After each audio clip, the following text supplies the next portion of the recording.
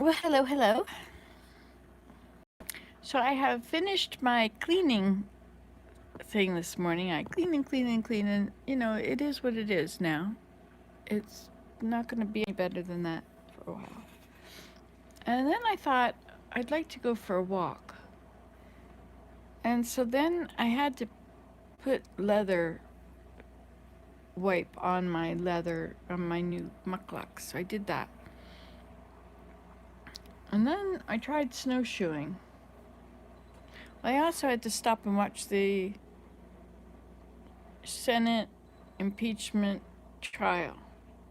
Got all these different words for them. I'm trying to keep a very open mind, pretend I'm a juror, that I know nothing of who is this person they're talking about and what has gone on. And I'm just trying to ascertain the facts. It's very interesting. It's very interesting. I could see so far where everybody's coming from. Everybody has spoken. I can see where they're coming from. They don't see where each other are coming from, I don't think. I don't think any of them have a clue of what each other are saying, actually.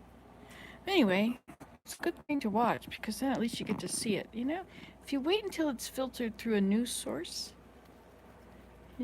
it changes it. You've got the reporter is one person, and then there's the station. And there are criteria upon which each radio or television station works. And they are not supposed to be giving you information that disagrees with their viewpoint. This is no longer pure and impartial. Do you know there's a thing that one of them has, such and such news, pure and unbiased, or something like that. And then it's got the little R beside it. You know what that little R is? That's a little registered trademark. So that little bit that's added, something about not being biased, it's open and all sides are considered. It's 2 or 3 words. Anyway, and it's not even what it's supposed to mean. It's saying that it is. The irony of this is so silly. I mean, it is such a deceptive thing because the whole premise of the station is to give you their viewpoint. That's the whole premise. Talk to the owner. Google it. Find out what the facts are of where you're getting the news. Find out. Research them. Don't listen to anybody. Research it yourself. You can't go by somebody else because I could say, oh, it's a hoax. And then you may think, well, Nancy's smart. Nancy knows. Oh, it's a hoax. Then I could say, and that's what, and that's what, and that's what. We got to be careful who we listen to. Like I was an author. Or a writer. I could write a book on anything I want. And now if I'm going to write for Better Homes and Gardens, they fact check. You have to make sure that all your facts are correct. But if I'm going to write a book, I can write what I want. And everybody that likes me can think that I'm right. And they can all follow me. But, you can't do that. You gotta, somehow, how do you discern? How do you find out the truth for yourself? I wasn't there. I didn't see it. I know what this one says. I know what that one says. I know what all the followers of this one and that one say. But what do I think? Are they right? They can't all be right. They can all have parts of the right. They both seem to think that they're completely right.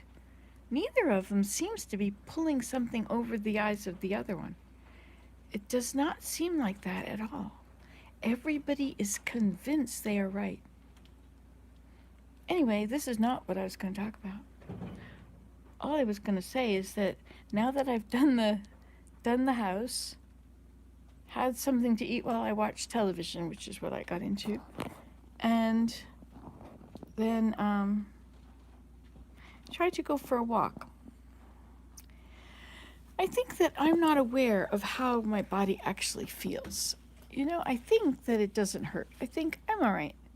But then when I try and do something, it's really difficult. And then I was thinking, well, why is it so difficult? And I realized my knees hurt while I was trying to walk.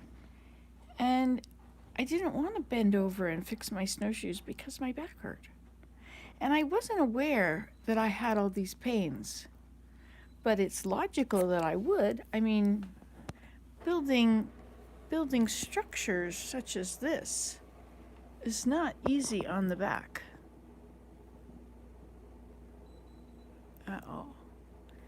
Anyway, but I discount that and I say, oh well, my back's fine. Nothing's wrong with my back.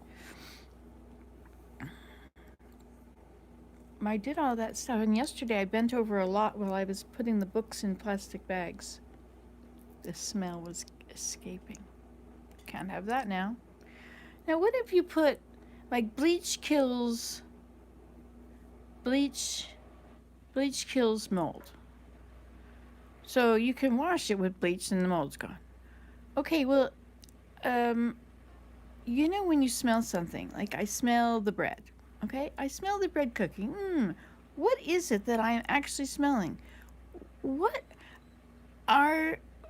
There's something going in my nose, a smell molecule, okay? A terpene. So that little molecule has gotten from way over there at the stove, way over to here. You know, it doesn't take long. It's just like a breath of air, and then it's all the way over here. But even when there's no air movement, you light a match right here, and you can smell it way over there. Oh, who lit a match? Oh, is something burning? How does that, it's called diffusion, but how does that molecule, that smell molecule, get to you? I guess the energy around. Everything is moving, right? So it moves itself over here. Or the breeze, or something. Or maybe it explodes. When you bring the bread out of the oven is full of these smell molecules. And they burst out of the oven and they mix with the air like confetti. And they go everywhere and they land everywhere and they keep moving. And then they get farther apart from one another and you don't smell them so strongly. Have you ever gotten beside where a skunk has been? Where he's been run over? That's really something. That smells so strong. You can imagine all those smell terpenes, those smell molecules, they're in that tight place. Okay, so those molecules, I researched them. What are those, hi Patricia, what are those little molecules? And I think those little molecules are, I think that what I read was that they are actually particles of that item. Now that's interesting because years ago, I could tell that chocolate had an influence on how I felt. And I lived in a town that had a chocolate factory. And some days the chocolate was so strong in that town. You went for a walk and it was, and I was a bit, I think at that time I had hypoglycemia. And it affected my sugar level. Smelling that. How is that possible? It's miles away. How could that affect my sugar level? I mean, sugar level, you have to ingest it, right? You have to ingest something before it's going to affect you. But I did. I smelled it. And that little molecule, that smell molecule went inside me and did whatever needed to be done with all those other smell molecules and affected my blood sugar. And the same thing happens when, now I've just lost it, so I have to go back. I started thinking about the chocolate factory. My kids used to go over there, they'd ride their bikes there, and you could get a free candy bar if you went for a tour. And so they'd go in there and they'd run around this tour up above, and then they'd come out and they'd get a free chocolate bar. And they ride their bikes home with a free chocolate bar. They do that every day. It's a great plan. Anyway, so I was affected by that. Now, when I used to make bread, I wouldn't even eat the bread sometimes, and I felt bloated. And then later I realized that, of course, I was using a wheat grinder, and so there was all that wheat in the air, which, of course, I was inhaling, and it wasn't much. It Must be a lot stronger if it goes into your nose than if it goes into your stomach. I guess that's why people do these terrible things with putting things in their noses, right? Anyway, so I was getting a certain amount of the flour I was breathing in. And I was also breathing the molecules of the bread. Oh, my snow boots I just got? Those are they're Laurentian Chief, and they're made in Quebec, Canada. Quebec, and in Canada, they say. This direction for Quebec and Canada. As if Canada is not part of, Quebec is not part of Canada, it's another place. Anyway, I digress. Now I've forgotten what I was saying. It's good to have this conversation. You know, I need conversations. I need to talk. I need to get my thoughts out. Whether they have validity or need to be heard is an entirely different thing. And so by putting them on this media, if they if there are people that would like to hear them, it's available to them. If there are people that don't want to hear them, I'm not standing in front of them talking. They will not ever come to this channel, just as well. And I likely will never go to theirs. It's good to go to channels. It's good to see what's out there. Oh, look, it's going to snow again. You know, it hasn't really stopped snowing for days. And it was really packy snow. I'm going to tell you that there's a lot of names for snow, a lot of names for the texture of snow. Like today, it's kind of, well, first of all, it's packy snow because you can make stuff out of it. It'll hold together. And it only does that when it's just hovering around the freezing mark.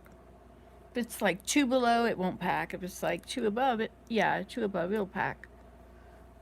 Yeah, anyway, so I got packy snow out there. But not only is it packy, but it's melting now. And it has refrozen. So last night it got hard. So the packy snow hardened, and now the edges are melting. So it's now got a solid core. Boy, look at that. It's getting a shape, too. It's kind of looking like arms.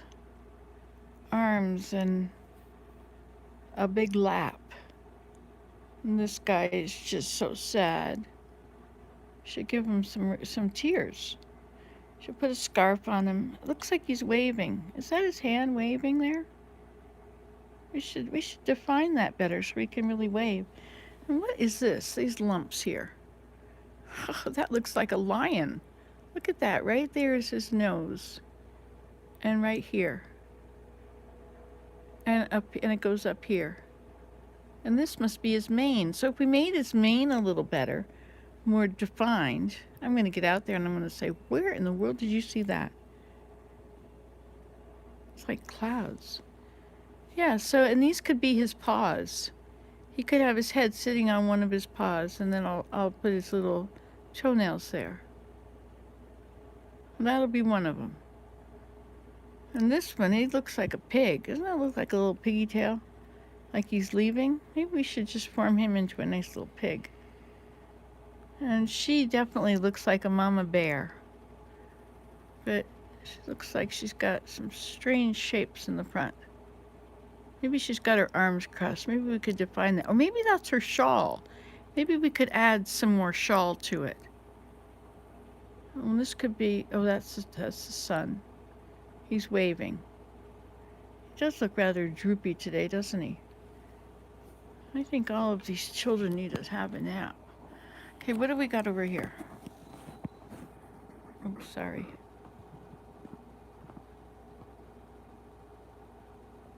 Well, this looks like the face, the nose of a pig, and this looks like the ear. And this is the other ear of the pig. Or it could be a dog. The ears could be longer. And this is the hindquarters. You could define that a bit better. Now, what if this is a ball and they're playing ball? Now, who would be playing? Nobody's looking that direction. Come on, Camera, don't do that. Here, I'll have to get in there with it.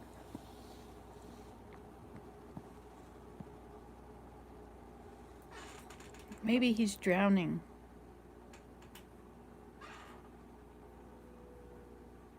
Looks like Humpty Dumpty fell off the wall.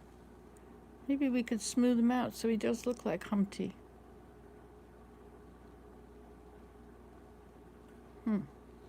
And I don't know about this guy over there. He never had much. He's just a lump. Maybe he should be whatever. So here we are again. I had a point to make. Has anybody said anything? Patricia smiled. Hello, Patricia.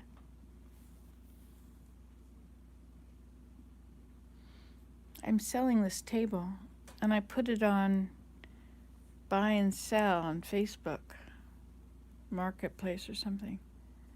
And I get calls, you know. I put it on there and put it on for $600. And people, their first response is this still available? Yes. Will you take, it was 600, we take 500. That's their first question. They didn't even look at it. So what does that mean? I should have put it at 700 if I want 600?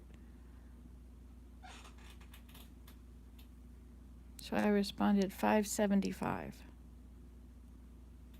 I was thinking of 595. Then I was thinking I should have sold it for 800, and then I could come down to way down to 600, you see? I don't know. I don't know how this works. Bargaining, I guess. I thought it was just, you know, unless you say, or best offer, OBO'd, or serious inquiries only.